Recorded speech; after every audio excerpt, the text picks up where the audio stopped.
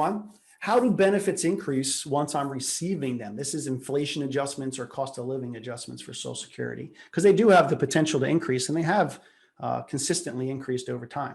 One of the best features about Social Security is the cost of living adjustments, because it actually helps retirees.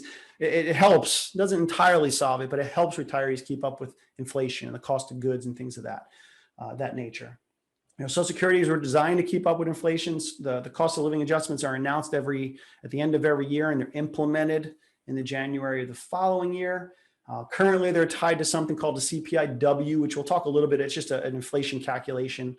It's actually technically the Consumer Price Index for urban wage earners and clerical workers. It's published by the Bureau of Labor Statistics. So that's what the government uses here. And the cost of living increase for this year that we're in right now was 1.3% from last year.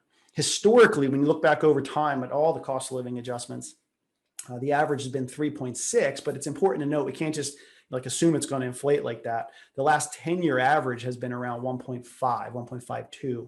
And as you can see, this past year it was 1.3. This is a visual of how cost of living increases adjust benefits over time. Like on the left-hand side, you can see, for example, of a husband's benefit and what it might start at whenever it would start, in this case, his age 70, and how it would adjust each and every year with an assumption on cost of living adjustments.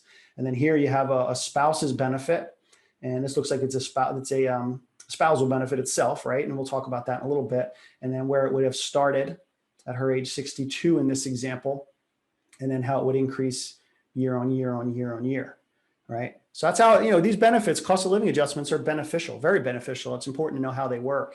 And here's a little bit of insight into one of the changes about Social Security that's on the table right now. Remember, we talked about how the Social Security Administration was looking to maintain solvency of this program. Well, one way to maintain solvency is to adjust the way benefits increase with inflation. So how can they do that?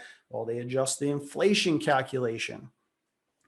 Right now, benefits are adjusted by the CPIW, which is pretty much identical to the CPIU. That's what was in this chart.